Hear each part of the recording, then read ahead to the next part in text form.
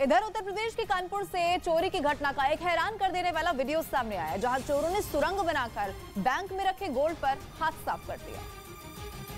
और चोरों ने इतनी सफाई से ये काम किया कि बैंक में लगा अलार्म भी नहीं बजा। बताया जा रहा है कि 8 फीट की सुरंग बनाकर चोरी की घटना को अंजाम दिया गया। पहले बैंक के पिछले हिस्से से चोरों ने सुरंग बनाई, जो सुरंग सीधे जाकर स्ट्रॉन्ग रूम पर खुली। इसके बाद आरोपी ड्रिल मशीन से फर्श को तोड़कर अंदर घुसे और स्ट्रॉन्ग रूम के लॉकर को गैस कटर से काटकर करोड़ों का गोल्ड लेकर फरार हो गए। हालांकि चोरी की जानकारी मिलने पर पहुंची पुलिस घटनास्थल का निरीक्षण कर कार्रवाई में जुट गई है और जल्द आरोपियों की गिरफ्तारी का दावा भी कर रही है।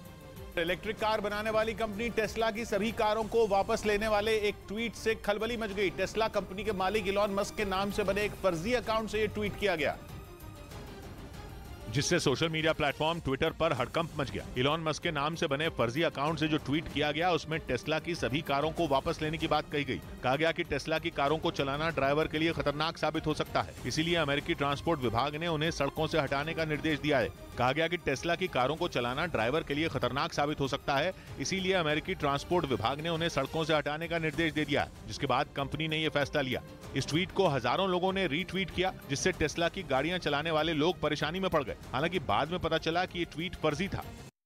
इस बीच सिद्धू मूसेवाला हत्याकांड में आरोपी गैंगस्टर लॉरेंस बिश्नोई ने दिल्ली पुलिस को अपनी आवाज का नमूना देने से इनकार कर दिया। सूत्रों के मुताबिक इसके लिए लॉरेंस को पंजाब के बठिंडा से दिल्ली लाया गया था, लेकिन दिल्ली पहुंचने के बाद उसने अपना वॉइस सैंपल देने से मना कर दिया, जिसके बाद लॉरेंस को वापस पंजाब ले जाया गया। दिल्ली पुलिस उसकी आवाज का नमूना लेना चाहती थी ताकि दूसरे गैंगस्टरों से हुई बातचीत की रिकॉर्डिंग से उसकी आवाज मिलाई जा सके।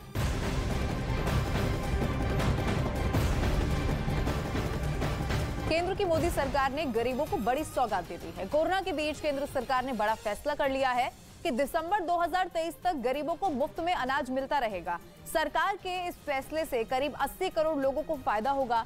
प्रधानमंत्री गरीब कल्याण योजना की जगह फूड सिक्योरिटी कानून के तहत मुफ्त में गरीब लोगों को अनाज दिया जाएगा। इस कानून में चावल 3 रुपए और गेहूं 2 रुपए प्रति किलो बेचने का प्रावधान है, लेकिन सरकार कोई पैसा नहीं लेगी। इस पर 2 लाख करोड़ रुपए खर्च होंगे। कोविड काल में माननीय प्रधानमंत्री नरेंद्र मोदी जी के संवेदनशील व्यक्तित्व का परिचय प्रधानमंत्री गरीब कल्याण अन्न योजना के तहत 28 महीने तक 80 करोड़ भारतवासियों को, गरीबों को 5 किलो प्रति महीना अधिक अनाज देकर एक प्रकार से इस पूरे समय में कोई भी व्यक्ति को भूखा ना सोना पड़े, कोई व्यक्ति को अनाज की कमी ना महसूस हो, इसको सुनिश्चित किया। जो गरीबों को अन्न सुरक्षा दी जाती है, खाद्य सुरक्षा दी जाती है, ये अब मुफ्त में, पूरी तरीके से मुफ्त में लोगों को उपलब्ध कराई जाएगी। देश भर में 2 लाख करोड़ रुपए अब केंद्र सरकार पूरा खर्चा अपने ऊपर लेगी खाद्य सुरक्षा नियम के अनुसार। संसद का शीतकालीन सत्र तय समय से 6 दिन पहले ही खत्म कर दिया गया। संसद का यह सत्र 7 दिसंबर से शुरू हुआ था और कार्यवाही 29 दिसंबर तक चलनी थी, लेकिन तवांग में चीनी सेना के साथ झड़प और मल्लिकार्जुन खड़गे के बयान पर मचे घमासान के बीच दोनों सदनों की कार्यवाही अनिश्चितकाल के लिए स्थगित कर दी गई। हालांकि क्रिसमस की वजह से भी कई सदस्यों ने समय से पहले सत्र स्थगित करने की अपील की थी। जापान का आरोप है कि उसकी समुद्री सीमा के नजदीक चीन के 100 से ज्यादा लड़ाकू विमानों ने उड़ान भरी। चीन पिछले कई दिनों से ताइवान के साथ जापान को भी उकसा रहा है, लेकिन इस बार चीन ने 1-2 नहीं बल्कि 130 फाइटर जेट जापान के करीब भेज दिए। जापान का दावा है कि पश्चिमी प्रशांत महासागर में चीन की नौसेना मिलिट्री ड्रिल करने में जुटी है और इसी के तहत उसके लड़ाकू विमान लगातार उसकी समुद्री सीमा के पास मंडरा रहे हैं। लेकिन पिछले 4 दिनों में चीन ने इतने फाइटर जेट भेज दिए कि जापान के होश उड़ गए। कहा गया कि इनमें J-15 भी शामिल था, जिसे चीन का सबसे घातक लड़ाकू विमान माना जाता है। असल में जापान सागर में मौजूद जापान के कुछ द्वीपों को चीन अपना बताता है। इसी वजह से दोनों देशों के बीच विवाद है और जापान ने जब से चीन को अपना दुश्मन नंबर 1 बताकर अपने सैन्य खर्च को दुगना करने का ऐलान किया है, तब से चीन उस पर और भड़का हुआ है। वो लगातार जापान को डराने की कोशिश में जुटा है। महाराष्ट्र के ठाणे में एक महिला के घर में लाखों की चोरी हो गई और जिसका सीसीटीवी वीडियो भी अब सामने आ चुका है, जिसमें चोर को पकड़ने के लिए बच्चे उसके पीछे भागते हुए नजर आ रहे हैं। महाराष्ट्र के ठाणे में एक महिला को अपना घर सूना छोड़ना महंगा पड़ गया, क्योंकि जैसे ही वो घर से निकली चोर उसके घर में घुस गए और लाखों का सामान चोरी कर फरार हो गए। इस पूरी घटना का वीडियो वहां लगे एक सीसीटीवी में कैद हो गया, जिसमें 3 चोर भागते नजर आए और उनके पीछे एक बच्ची भागती हुई दिखी। बताया गया कि महिला अपने बच्चों को ट्यूशन से लाने गई थी। जैसे ही वो वापस घर पर लौटी तो उसने देखा कि दरवाजे पर लगा ताला टूटा हुआ है और घर का दरवाजा अंदर से बंद था। जब उसने अपना दरवाजा खटखटाया तो घर में मौजूद 3 चोर बाहर आए और भाग खड़े हुए। इसके बाद बच्चों ने कुछ देर उनका पीछा भी किया, लेकिन चोर भागने में कामयाब हो गए। महिला ने अपने घर से करीब 2 लाख रुपए के गहने और करीब 50,000 कैश चोरी होने की शिकायत दर्ज करवाई है, जिसके बाद पुलिस ने जांच तेज कर दी है और सीसीटीवी के आधार पर आरोपियों की तलाश शुरू कर दी है। कर्नाटक सरकार ने शिवसेना नेता संजय राउत के खिलाफ कानूनी एक्शन लेने की तैयारी कर ली। मुख्यमंत्री बसवराज बोम्मई ने यह फैसला संजय राउत के एक दिन पहले दिए बयान के बाद लिया, जिसमें उन्होंने कर्नाटक और महाराष्ट्र की सीमा की तुलना भारत और चीन की सीमा से की थी। कर्नाटक के मुख्यमंत्री बसवराज बोम्मई ने आरोप लगाया कि संजय राउत ने देश की अखंडता को तोड़ने और दोनों राज्यों के बीच तनाव पैदा करने के इरादे से यह बयान दिया। तवांग में हुई झड़प के बाद एलएसी पर शांति बनाए रखने के लिए भारत और चीन के बीच कोर कमांडर स्तर की 17वें दौर की बैठक हुई। ये बैठक 20 दिसंबर को चीनी पक्ष के Chushul Moldo border meeting point पर हुई, जिसमें दोनों पक्षों ने पूर्वी लद्दाख से लेकर सिक्किम और अरुणाचल प्रदेश तक सीमा पर शांति बनाए रखने पर सहमति जताई। विदेश मंत्रालय के मुताबिक इस मीटिंग में 17 जुलाई को हुई बैठक में लिए गए फैसलों पर भी चर्चा हुई। इसके साथ ही बैठक में दोनों देश इस बात पर भी राजी हुए कि एलएसी पर तनाव कम करने के लिए मुद्दों का जल्द समाधान जरूरी है। 9 दिसंबर को हुई तवांग झड़प के बाद दोनों देशों के बीच ये पहली कोर कमांडर स्तर की बैठक हुई थी। हालांकि इससे पहले 11 दिसंबर को स्थानीय कमांडरों के बीच एक फ्लैग मीटिंग हुई थी, जिसमें भारत ने चीन से उकसावे वाली हरकतों से बचने और सीमा पर शांति बनाए रखने की बात कही थी। इधर आंध्र प्रदेश के अनाकापल्ली जिले में कोबरा का आतंक देखने को मिला, जहां 12 फीट लंबे कोबरा के निकलने से पूरे इलाके में हड़कंप मच गया। हालांकि खेत में कोबरा के निकलने की सूचना मिलने पर पहुंची वन विभाग की टीम ने 12 फीट लंबे कोबरा का रेस्क्यू किया। डंडे और एक मोटे पाइप की मदद से पहले कोबरा को एक हरे रंग के थैले में बड़ी सावधानी से डाला गया, जिसके बाद थैले को अच्छी तरह से बंद करके वन विभाग की टीम कोबरा को अपने साथ ले गई और जंगल के पास पानी में छोड़ दिया। कोबरा के पकड़े जाने के बाद इलाके के लोगों ने राहत की सांस ली और अपने अपने काम पर लौट सके। मध्य प्रदेश कांग्रेस के ट्विटर अकाउंट को हैक कर लिया गया। जानकारी के मुताबिक इसे रिकवर करने में करीब 2 घंटे लग गए और तब तक हैकरों ने मध्य प्रदेश कांग्रेस के आधिकारिक ट्विटर हैंडल से एक के बाद एक 6 ट्वीट कर दिए, जिनमें 2 ट्वीट में क्रिप्टो करेंसी को बढ़ावा देने की बात कही गई। हालांकि 2 घंटे बाद इसे रिकवर कर लिया गया। जर्मनी में रूस के राष्ट्रपति पुतिन के लिए जासूसी करने के आरोप में एक आदमी को गिरफ्तार कर लिया गया। चौंकाने वाली बात यह कि जिसे जासूसी के आरोप में गिरफ्तार किया गया वो खुद जर्मनी के खुफिया विभाग में काम करता था, लेकिन उस आदमी के तार रूस से जुड़े थे। जर्मनी के खुफिया विभाग के मुताबिक उसके लिए काम करने वाले कर्मचारी ने कई सीक्रेट दस्तावेज रूस तक पहुंचाए, लेकिन जैसे ही पुतिन के लिए उसकी जासूसी का पता चला उसे गिरफ्तार कर लिया गया। यूक्रेन की जंग छिड़ने के बाद से ही जर्मनी रूस के खिलाफ खड़ा है। वो न केवल हथियारों से बल्कि पैसों से भी यूक्रेन की मदद कर रहा है। ऐसे में पुतिन के लिए जासूसी करने के आरोप में किसी का वहां पकड़े जाना जर्मनी के लिए भी बड़े खतरे से कम नहीं है, क्योंकि उससे मिली जानकारी का इस्तेमाल रूस जर्मनी के खिलाफ कर सकता है। और केंद्र की मोदी सरकार ने पूर्व सैनिकों को नए साल का गिफ्ट दे दिया है। प्रधानमंत्री मोदी की अध्यक्षता में हुई कैबिनेट बैठक में 1 रैंक 1 पेंशन में संशोधन के प्रस्ताव को मंजूरी मिल गई है और जिससे करीब 25 लाख लोगों को फायदा होगा। पहले इस योजना में 20 लाख पेंशनरों को लाभ मिलता था। इस संशोधन के बाद जो भी एरियर बकाया होगा सरकार उसे भी लाभान्वित लोगों को देगी। खबर है कि चीन में कोरोना वायरस की वजह से हालात बेकाबू होने की वजह से सिर्फ BF.7 वेरिएंट नहीं है। 1, 2, 10 या 20 नहीं, बल्कि कोरोना के चीन में पूरे 130 वेरिएंट पिछले सिर्फ 3 महीनों में मिल चुके हैं, जिसकी वजह से चीन की सरकारी एजेंसियों की नींद उड़ चुकी है। वैज्ञानिक जब तक किसी एक वेरिएंट को समझें तब तक एक नया वेरिएंट निकल जाता है। चीन में एक साथ 130 वेरिएंट एक्टिव बताए जा रहे हैं। ये सारे वेरिएंट ओमिक्रॉन के सब वेरिएंट ही माने जा रहे हैं, जबकि कुछ ऐसे हैं जिनके बारे में पता ही नहीं चल रहा कि ये ओमिक्रॉन है या कोरोना के किसी और वेरिएंट से जुड़े हैं। इनमें BF.7 सबसे ज्यादा फैलने वाला वेरिएंट बताया जा रहा है, लेकिन कोरोना मरीजों की मौत की वजह BF.7 के अलावा कुछ और वेरिएंट भी बन रहे हैं। उससे भी बड़ी टेंशन यह है कि कोरोना के फैलने की रफ्तार कम नहीं हो रही, इसीलिए अलग अलग वेरिएंट मिलने के बाद म्यूटेट हो रहे हैं, जिससे वायरस के रोजाना नए वेरिएंट बनने का सिलसिला थम नहीं रहा। यही वजह है कि चीन में हालात काबू में आने का नाम नहीं ले रहे। सोशल मीडिया पर चीन के अस्पतालों के ऐसे वीडियो सामने आ रहे हैं जिनको देखकर किसी का भी कलेजा बैठ जाए। लेकिन फिर भी चीन हकीकत मानने को तैयार नहीं हो रहा। एक ऐसा वीडियो सामने आया है जिसमें एक कोरोना पॉजिटिव महिला व्हीलचेयर पर बैठी दिखी। महिला का दम घुटने लगा और उसे सांस लेने में तकलीफ होने लगी। सोशल मीडिया पर पूरा वीडियो मौजूद है, लेकिन हम पूरा वीडियो दिखा ही नहीं सकते। महिला के पास मौजूद लोग डॉक्टरों को बुलाते रहे, लेकिन कोई मदद के लिए नहीं आया। आखिरकार महिला ने दम तोड़ दिया। एक ऐसा वीडियो भी चीन से सामने आया जिसमें मरीज और शव दोनों एक साथ दिखे। मतलब जहां मरीजों का इलाज चल रहा था, वहीं शव भी रखे गए थे। चीन के अस्पतालों की बदहाली और सिस्टम की लाचारी के ऐसे सैकड़ों वीडियो इंटरनेट पर वायरल हो रहे हैं। लेकिन चीन दुनिया को यही बता रहा है कि हालात सामान्य है और पूरी तरह उसके काबू में है। लेकिन अब उसके दावों पर न तो दुनिया के बाकी देशों को भरोसा हो रहा है, न ही WHO से जारी होने वाले आंकड़ों पर भरोसा कर रहा है। WHO ने चीन से दो टूक कहा कि उसे हालात की सही और सटीक जानकारी दुनिया को बतानी होगी, ताकि अगर चीन में मुश्किल बढ़ा रहे वेरिएंट दुनिया के बाकी हिस्सों में पहुंचे तो उनसे लड़ा जा सके। चीन से आ रहे वीडियो दुनिया को बता रहे हैं कि चीन के आंकड़े झूठे हैं। वहां के कब्रिस्तान तक भर चुके हैं। अस्पतालों में मरीजों को बेड नहीं मिल रहे। यहां तक कि कुछ वीडियो ऐसे भी सामने आए जिनमें लोग अपनी ही सरकार को बदइंतजामी के लिए कोसते दिखे। 2 दिन से इंटरनेट पर एक वीडियो वायरल है जिसमें चीन का एक शख्स एक सरकारी इमारत के शीशे तोड़ता दिखा।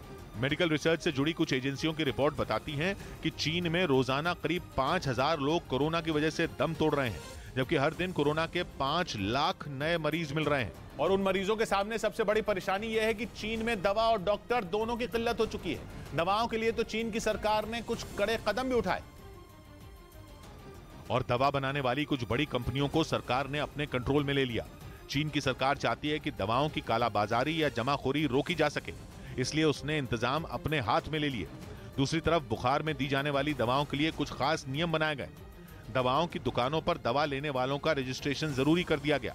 इसके अलावा एक हफ्ते में मरीज के लिए 6 दवाओं की सीमा तय कर दी गई, जबकि कोरोना के मरीज को अगर बुखार आने लगे तो उसे एक दिन में 3 से 4 बार दवा की जरूरत पड़ती है। दूसरी तरफ डॉक्टरों की कमी से भी बीजिंग बुरी तरह जूझ रहा है। खबर है कि पूर्वी चीन के शहरों से बड़ी संख्या में डॉक्टरों और नर्सों को बीजिंग पहुंचने का आदेश दे दिया गया है। दूसरी तरफ चीन की हालत देखकर भारत की दवा कंपनियों ने भी इंसानियत दिखाई और मदद की पेशकश की। दावा किया गया कि अगर चीन चाहे तो दवाओं का एक्सपोर्ट किया जा सकता है, लेकिन चीन की कोशिश हालात संभालने से ज्यादा सच्चाई छुपाने की है। इसीलिए उसने ऐसी एक पेशकश का कोई जवाब नहीं दिया, बल्कि सोशल मीडिया से जुड़े कुछ नए कानून जारी कर दिए। सरकार के खिलाफ कुछ लिखना तो चीन में बीते 2 महीने से जुर्म है। अब किसी सरकार विरोधी पोस्ट पर लाइक का बटन दबाना भी जुर्म माना जाएगा। चीन की मुश्किल यह है कि उसके लाख दबाने के बाद भी सच पूरी दुनिया तक पहुंच रहा है। सोशल मीडिया पर लोग सरकार की बदइंतजामी की पोल खोल रहे हैं। वो चीन जो दुनिया की हर महाशक्ति को टक्कर देने को तैयार है, वो अपने नागरिकों को इलाज तक नहीं दे पा रहा। इसीलिए चीन ने अब अपने नागरिकों की आवाज दबाने का नया प्लान बना लिया। नए नियम लागू करने का ऐलान भी कर दिया गया। उत्तर प्रदेश के मुजफ्फरनगर में कुछ लोगों ने एक आदमी की जमकर धुनाई कर डाली और जिसके बाद पुलिस मौके पर पहुंची और दोनों पक्षों को थाने ले गई। उत्तर प्रदेश के मुजफ्फरनगर के कोर्ट परिसर में उस वक्त हंगामा खड़ा हो गया जब कुछ लोगों ने मिलकर एक आदमी की पिटाई कर दी, जिसका वीडियो सोशल मीडिया पर वायरल हो गया। दरअसल कुछ दिन पहले एक लड़का और लड़की प्रेम प्रसंग के चलते गांव से भाग गए और शादी कर ली, जिसके बाद आज लड़के के पिता कोर्ट में किसी काम से आए थे। इसी दौरान लड़की के परिवार वालों ने उन्हें देखा और उनकी जमकर धुनाई कर डाली। इसके बाद पुलिस मौके पर पहुंची और दोनों पक्षों को थाने ले गई। लड़के के पिता का आरोप है कि वो किसी काम से कोर्ट पहुंचे थे। इसी दौरान लड़की के पिता अपने साथियों के साथ आए और उनके साथ मारपीट कर दी। फिलहाल पुलिस इस पूरे मामले की जांच पड़ताल कर रही है।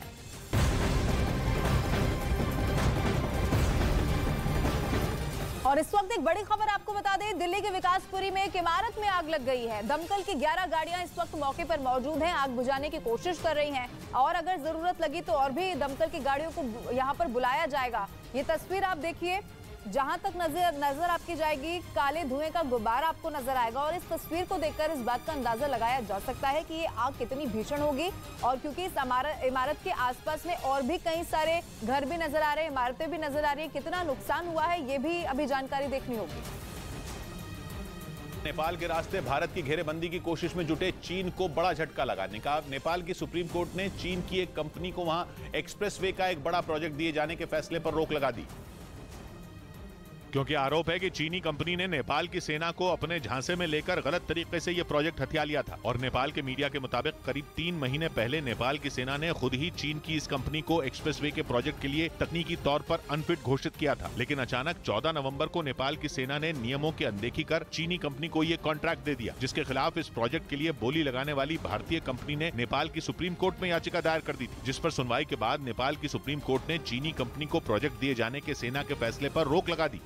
ठंड के बीच दक्षिण के राज्यों में भारी बारिश का अलर्ट जारी कर दिया गया। मौसम विभाग के मुताबिक आने वाले दिनों में तमिलनाडु के तटीय इलाकों में भारी बारिश हो सकती है, जबकि केरल के कई इलाकों में 26 दिसंबर को हल्की तो लक्षद्वीप में भारी बारिश का अनुमान है, जिसे देखते हुए मौसम विभाग ने दक्षिण के राज्यों में भारी बारिश का अलर्ट जारी कर दिया।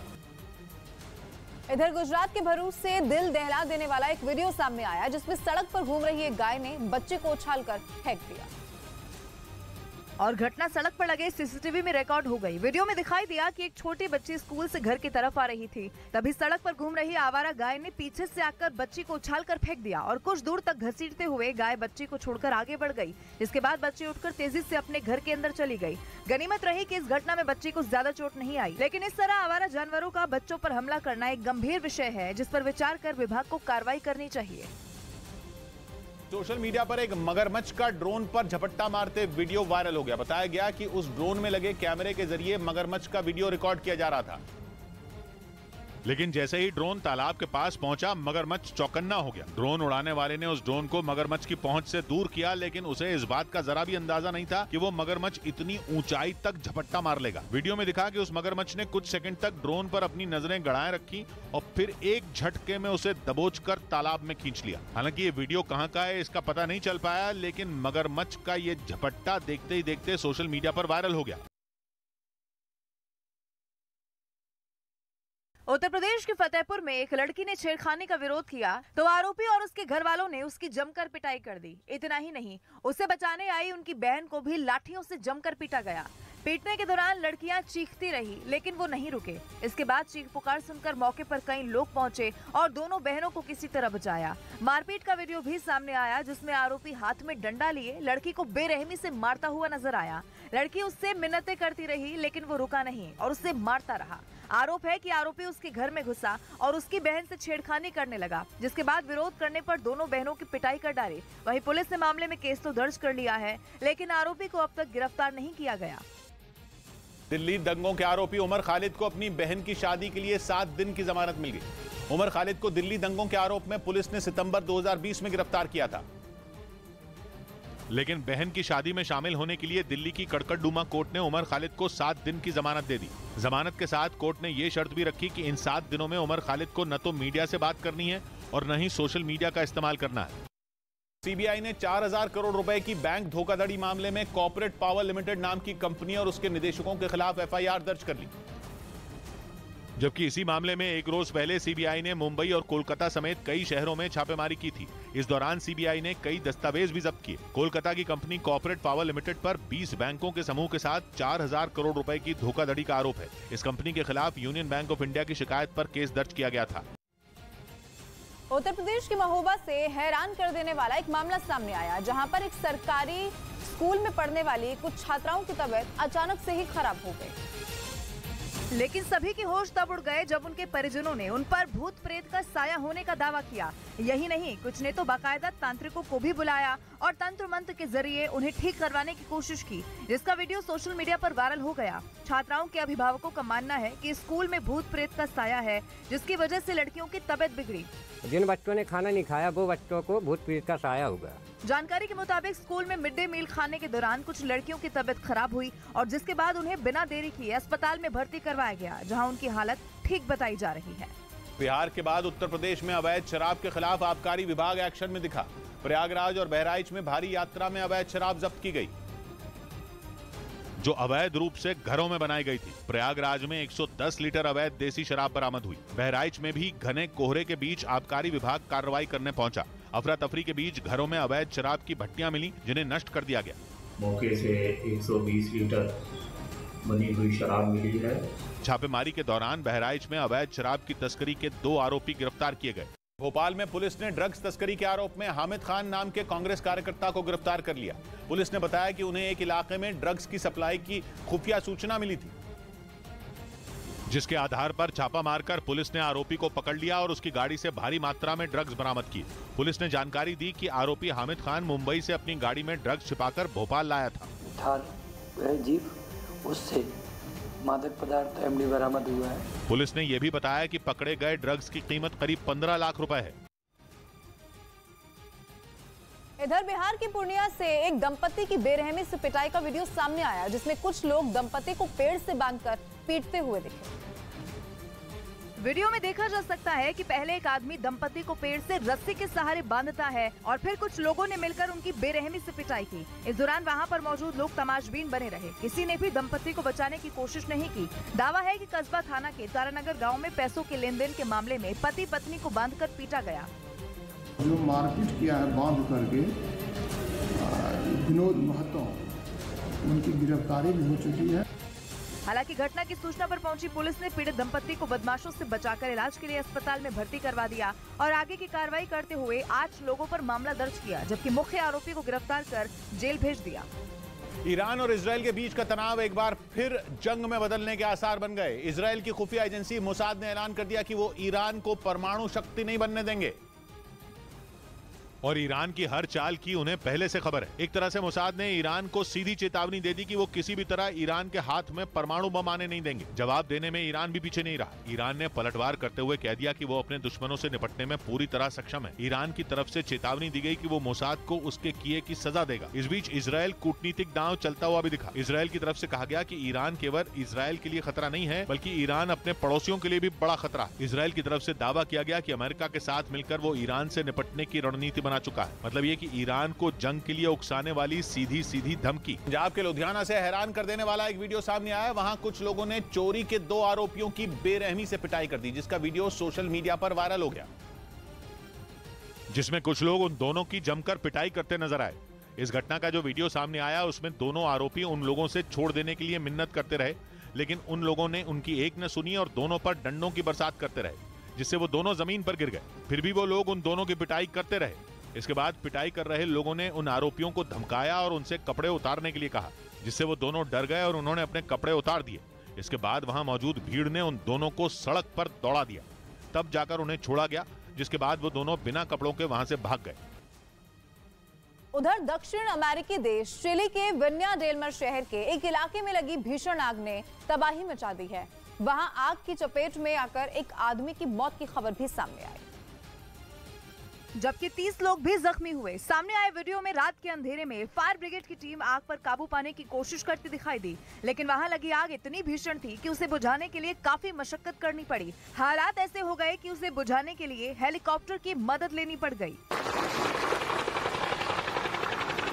हालांकि काफी देर के बाद आग पर काबू पा लिया गया, लेकिन तब तक आग की चपेट में आने की वजह से कई घर जलकर राख हो चुके थे। वहां के स्थानीय अधिकारियों का अनुमान है कि आग की वजह से करीब 500 घर प्रभावित हुए, जबकि 6000 लोगों को बिजली न होने की वजह से अंधेरे में रहना पड़ा। तेलंगाना में कांग्रेस के नेताओं की आपसी खींचतान ने बैठे बिठाए बीजेपी को मुद्दा थमा दिया। कांग्रेस की आपसी खींचतान को खत्म करने के लिए ही दिग्विजय सिंह को हैदराबाद भेजा गया था, लेकिन उनके सामने ही कांग्रेस के 2 धड़े आपस में भिड़ गए, जबकि उसी वक्त मीडिया के कैमरे भी वहां मौजूद थे। नेताओं का झगड़ा कैमरों में रिकॉर्ड होता रहा, लेकिन किसी ने पीछे हटने की जरूरत नहीं समझी। ऐसा लगा जैसे नेताओं के बीच किसी भी पल धक्का मुक्की तक शुरू हो जाएगी। ऐसा तब हुआ जब दिग्विजय सिंह कांग्रेस के आपसी झगड़े को खत्म करने के लिए हैदराबाद पहुंचे थे। पिछले हफ्ते ही कांग्रेस के कई नेताओं ने पार्टी का साथ छोड़ दिया था। दिग्विजय सिंह इधर आया, he is talking to every leader and then shortly everything will be clear. Telangana इसलिए अहम है क्योंकि 2023 में वहां विधानसभा चुनाव है। कांग्रेस का मुकाबला वहां बीजेपी और टीआरएस से है, लेकिन कांग्रेस नेताओं के बर्ताव ने बीजेपी और टीआरएस को बैठे बिठाए मुद्दा थमा दिया। चुनावी लड़ाई से पहले कांग्रेस के सामने घरेलू लड़ाई निपटने की चुनौती खड़ी हो गई। फीफा ने बेस्ट गोलकीपर के दावेदारों का ऐलान कर दिया। 2022 के बेस्ट पुरुष गोलकीपर की दौड़ में 7 खिलाड़ी शामिल किए गए, जिनमें बेल्जियम के तीबो कुर्तुआ, ब्राजील के एलिसन, मोरक्को के यासीन, क्रोएशिया के डोमिनिक लिवकोविच, फ्रांस के माइक, अर्जेंटीना के एमिलियानो मार्टिनेज और जर्मनी के मैनुएल नोयर शामिल हैं। इधर पेरिस में जहां एक तरफ क्रिसमस की तैयारियां चल रही हैं, तो वहीं दूसरी तरफ गोलीबारी की घटना यहां पर सामने आई है, जिसमें 3 लोगों की मौत हो चुकी है, जबकि 3 लोग जख्मी भी हुए हैं। फ्रांस की राजधानी पेरिस में अंधाधुंध फायरिंग की गई, जिसमें 3 लोगों की मौत हो गई है, जबकि 3 लोग जख्मी हुए हैं। वहीं गोलीबारी में एक 69 साल का संदिग्ध भी जख्मी हुआ, जिसे गिरफ्तार कर लिया गया है। घटना के बाद से ही कुर्दिश कल्चरल सेंटर के आसपास के बाजारों को बंद कर दिया गया है और साथ ही लोगों को घटनास्थल से दूर रहने को भी कह दिया है। गोलीबारी ऐसे समय में हुई जब पेरिस में क्रिसमस की तैयारियां की जा रही है। ऐसे में पुलिस ने पहले से ही सुरक्षा के सख्त इंतजाम किए हुए थे। इसके बावजूद गोलीबारी की इस घटना से पुलिस अब अलर्ट हो चुकी है। हालांकि अभी तक गोलीबारी करने की सही वजह सामने नहीं आई है। ऐसे में पुलिस ने मामले की जांच तेज कर दी है। चीन के खिलाफ घेरेबंदी को मजबूत करने के लिए भारत और जापान ने हाथ मिला लिया।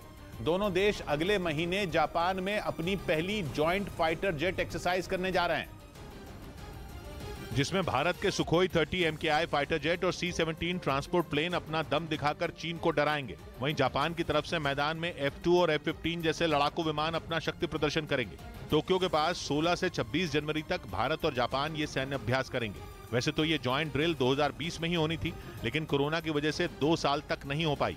रक्षा विशेषज्ञों का मानना है कि जापान भारत के सुखोई 30 MKI फाइटर जेट के साथ ड्रिल करने के लिए काफी वक्त से इंतजार कर रहा है, क्योंकि चीन की एयरफोर्स के पास भी सुखोई 30 जेट है। ऐसे में भारत के सुखोई लड़ाकू विमान के साथ अभ्यास करके जापान को चीन के लड़ाकू विमानों से लड़ने की स्ट्रेटेजी बनाने में मदद मिलेगी। उधर अमेरिका के कैलिफोर्निया से चौंकाने वाला एक वीडियो सामने आया। वहां समुद्र के किनारे एक छोटे विमान की क्रैश लैंडिंग हुई। बताया गया कि इस हादसे में 2 लोग घायल हो गए, क्योंकि इमरजेंसी लैंडिंग करते वक्त वो विमान क्रैश होकर समुद्र के किनारे गिर गया। सामने आए वीडियो में दिखा कि समुद्र के किनारे लोग मस्ती कर रहे थे, तभी एक विमान आसमान से नीचे की तरफ आया और थोड़ी दूरी पर जाकर ऐसे गिरा कि उसमें सवार 2 लोग जख्मी हो गए। नीचे आते ही उसका अगला हिस्सा बुरी तरह जमीन से टकराया। इस हादसे से वहां अफरा तफरी मच गई। पुलिस और फायर ब्रिगेड की टीमें वहां फौरन पहुंची और विमान को रस्सी से बांधकर समुद्र किनारे से दूर ले जाने की कोशिश की गई। इधर राजस्थान के उदयपुर से डरा देने वाला एक वीडियो सामने आया। वहां एक चलती कार में अचानक से ही आग लग गई, जिसके बाद वहां अफरा तफरी का माहौल बन गया। सामने आए वीडियो में कार बुरी तरीके से आग की लपटों के बीच घिरी हुई नजर आई। शुरुआत में लगी मामूली आग देखते ही देखते भीषण हो गई। आग पहले कार के अगले हिस्से में लगी, फिर धीरे धीरे पीछे की ओर बढ़ने लगी, लेकिन इससे पहले कि वो पूरी कार को अपनी जद में ले पाती, फायर ब्रिगेड की टीम मौके पर पहुंच गई। इसके बाद आग को बुझाने के काम शुरू किया गया। धधकती लपटों पर काफी देर तक पानी की बौछार की गई, तब जाकर आग को बुझाया जा सका। लेकिन इस दौरान वहां उठे धुएं के गुबार से पूरा इलाका दहशत में आ गया। गनीमत ये रही कि कार सवार पहले ही कार से बाहर निकल गया था, जिससे उसकी जान बच गई। जानकारी के मुताबिक आग शॉर्ट सर्किट की वजह से लगी थी। पश्चिम बंगाल के नंदीग्राम में सहकारी समिति के चुनाव के दौरान बीजेपी और टीएमसी के कार्यकर्ता आपस में भिड़ गए। दोनों पार्टियों ने एक दूसरे पर आरोप लगाया कि बाहरी लोगों को बुलाकर चुनाव में गड़बड़ी की गई, जिस पर दोनों पार्टियों के कार्यकर्ताओं में झड़प हो गई। इस झड़प में कई लोग घायल हो गए। हालांकि इस दौरान भारी संख्या में पुलिस के जवान मौजूद थे, जिन्होंने समझाकर मामला शांत कराया। उधर छत्तीसगढ़ के बीजापुर में सुरक्षा बल के साथ हुई मुठभेड़ में 2 नक्सली ढेर हो गए। एनकाउंटर के दौरान दोनों तरफ से जमकर फायरिंग हुई, जिसमें सुरक्षा बल के जवानों ने 2 नक्सली कमांडरों को मार गिराया। साथ ही एक ऑटोमेटिक राइफल भी बरामद की गई। ये joint operation Chhattisgarh police, CRPF और महाराष्ट्र पुलिस ने चलाया। उधर अमेरिका में बर्फीले तूफान की वजह से लोगों की मुश्किलें लगातार बढ़ रही हैं। न्यूयॉर्क में तो हालात बहुत ज्यादा खराब हो चुके हैं, क्योंकि भीषण बर्फबारी के बाद सड़कों पर चारों तरफ पानी का ही कब्जा हो गया। वहां से सामने आए एक वीडियो में सड़क पर गाड़ियां तैरती हुई दिखाई दी। लोगों के घरों के बाहर चारों तरफ सिर्फ पानी ही पानी नजर आया। ऐसा लगा मानो शहर के बीच से वहां कोई नदी बहने लगी हो। लगातार हो रही बर्फबारी की वजह से न्यूयॉर्क के कई हिस्सों में तो हालात ऐसे हो चुके हैं कि सड़कों को बंद तक करना पड़ गया, क्योंकि सड़कों पर बर्फ ऐसे कुंडली मारकर बैठ गई कि गाड़ियां हादसे का शिकार हो गई। यमन में 8 साल पहले छिड़ी जंग ने एक बार फिर खतरनाक मोड़ ले लिया। वहां सऊदी अरब के गठबंधन वाली सेना ने हूथी विद्रोहियों पर एयर स्ट्राइक कर दी, जिसके लिए सऊदी अरब ने ड्रोन को अपना हथियार बनाया और चुन चुनकर अपने दुश्मन के ठिकानों को बर्बाद कर दिया। सऊदी अरब ने यमन के हुदैदा प्रांत में हवाई हमले किए। हुदैदा प्रांत लाल सागर से लगता है, इस वजह से वो बेहद अहम है। यमन में 2014 से वहां की सुन्नी सरकार और शिया हूथी विद्रोहियों के बीच सत्ता की लड़ाई छिड़ी हुई है।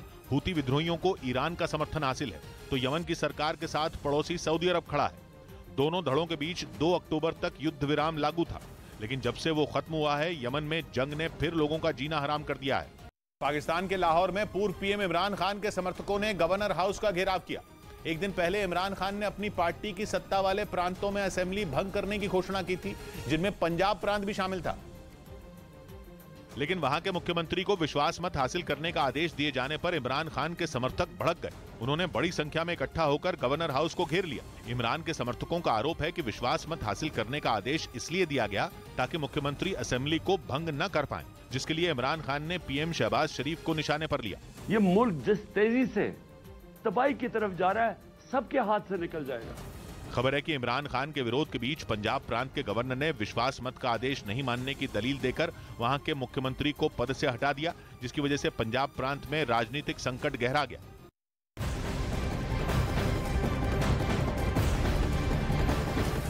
और केंद्र की मोदी सरकार ने गरीबों को बड़ी सौगात दे दी है। कोरोना के बीच केंद्र सरकार ने फैसला किया है कि दिसंबर 2023 तक गरीबों को मुफ्त में अनाज मिलता रहेगा। सरकार के इस फैसले से करीब 80 करोड़ लोगों को फायदा होगा। प्रधानमंत्री गरीब कल्याण योजना की जगह फूड सिक्योरिटी कानून के तहत मुफ्त में गरीब लोगों को अनाज दिया जाएगा। कानून में चावल 3 रुपए और गेहूं 2 रुपए प्रति किलो बेचने का प्रावधान है, लेकिन सरकार कोई पैसा नहीं लेगी। इस पर 2 लाख करोड़ रुपए खर्च होंगे।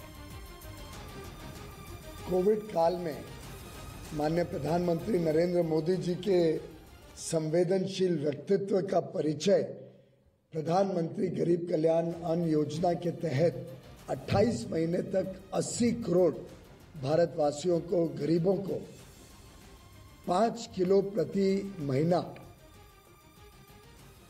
अधिक अनाज देकर एक प्रकार से इस पूरे समय में कोई भी व्यक्ति को भूखा ना सोना पड़े, कोई व्यक्ति को अनाज की कमी ना महसूस हो, इसको सुनिश्चित किया। जो गरीबों को अन्न सुरक्षा दी जाती है, खाद्य सुरक्षा दी जाती है,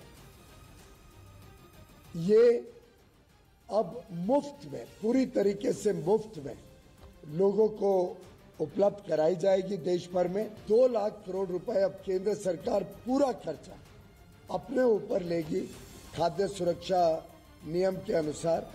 उत्तर प्रदेश के झांसी में दबंगों ने जमीन की पैमाइश करने पहुंची राजस्व विभाग की टीम पर हमला बोल दिया। यह हमला पुलिस की मौजूदगी में हुआ, जिसका वीडियो भी सामने आया, जिसमें वहां मौजूद कुछ लोग हाथों में डंडे लिए नजर आए। पुलिस की मौजूदगी में वो गाली गलौज और मारपीट करते दिखे। उन्होंने न सिर्फ राजस्व विभाग की टीम बल्कि शिकायत करने वाले पक्ष के साथ भी हाथापाई की। हालांकि बाद में जब डीएसपी दल बल के साथ वहां पहुंचे तो आरोपी फरार हो गए। मनी लॉन्ड्रिंग केस में तिहाड़ जेल में बंद दिल्ली सरकार में मंत्री सत्येंद्र जैन के सेल से कुर्सी, टेबल और दरी हटा दी गई, क्योंकि पिछले दिनों तिहाड़ जेल से लीक कई वीडियो सोशल मीडिया पर वायरल हुए थे, जिनमें उनके सेल में कुर्सी और टेबल रखे दिखाई दिए थे और सत्येंद्र जैन पर जेल के नियमों की धज्जियां उड़ाने के आरोप लगे थे, जिनकी जांच के लिए दिल्ली के एलजी ने कमेटी गठित की थी, जिसकी रिपोर्ट मिलने के बाद जेल प्रशासन ने 24 घंटे उनकी निगरानी का आदेश दिया। और केंद्र की मोदी सरकार ने पूर्व सैनिकों को नए साल का गिफ्ट दे दिया है। प्रधानमंत्री मोदी की अध्यक्षता में हुई कैबिनेट बैठक में 1 रैंक 1 पेंशन में संशोधन के प्रस्ताव को मंजूरी मिल गई है और जिससे करीब 25 लाख लोगों को फायदा होगा। पहले इस योजना में 20 लाख पेंशनरों को लाभ मिलता था। इस संशोधन के बाद जो भी एरियर बकाया होगा, सरकार उससे भी लाभान्वित लोगों को देगी। तो ये बड़ी खबर आपको बता रहे हैं, इससे 25 लाख लोगों को फायदा मिलने वाला है। एक बहुत बड़ा तोहफा माना जा रहा है। देश के प्रधानमंत्री नरेंद्र मोदी ने ये बड़ी सौगात दे दी है। कांग्रेस के वरिष्ठ नेता कमलनाथ के भतीजे रतुल पुरी की मुश्किलें बढ़ सकती हैं। उर्वरक घोटाला मामले में दिल्ली की राउज एवेन्यू कोर्ट ने रतुल पुरी को समन्स भेजे और 18 जनवरी को कोर्ट में पेश होने के लिए कहा। उर्वरक घोटाला मामले में ईडी ने जो सप्लीमेंट्री चार्जशीट दाखिल की, उसमें कमलनाथ के भतीजे रतुल पुरी को आरोपी बनाया गया है। इस मामले में रतुल पुरी पर करीब 700 करोड़ की रिश्वत लेने का आरोप है। ईडी की चार्जशीट के आधार पर ही कोर्ट ने रतुल पुरी को समन्स भेजे। भारतीय सेना के लिए अमेरिका अपने बेहद दमदार MQ-9B ड्रोन भारत में ही बनाएगा। अमेरिका का यह फैसला भारत की कूटनीति के बहुत बड़ी जीत है, क्योंकि भारत अपने यहां ही अमेरिका के ड्रोन को असेंबल करवाना चाहता था।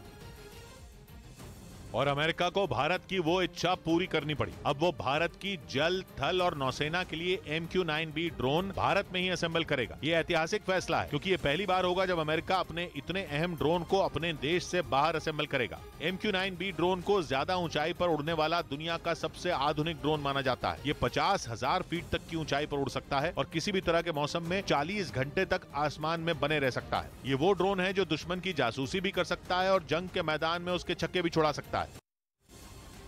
इधर उत्तर प्रदेश के औरैया से एक हथियार लहराता वीडियो वायरल हो रहा है, जिसमें कुछ लोग हथियार लहराते हुए एक शादी समारोह में नाचते हुए दिखे। वीडियो में हथियार लेकर डांस करते लोगों के खिलाफ अजीतमल थाने में केस दर्ज कर आरोपियों को पुलिस ने गिरफ्तार कर लिया है। आरोपी को हिरासत में ले लिया गया है। अग्रिम विधिक कार्रवाई प्रचलित है। दावा है कि 29 नवंबर को एक शादी समारोह के दौरान वृंदावन गेस्ट हाउस में कुछ लोगों ने हथियार लहराते हुए डांस किया था। इसका वीडियो सोशल मीडिया पर वायरल होने के बाद पुलिस ने वीडियो का संज्ञान लिया और आरोपियों के खिलाफ कार्रवाई की।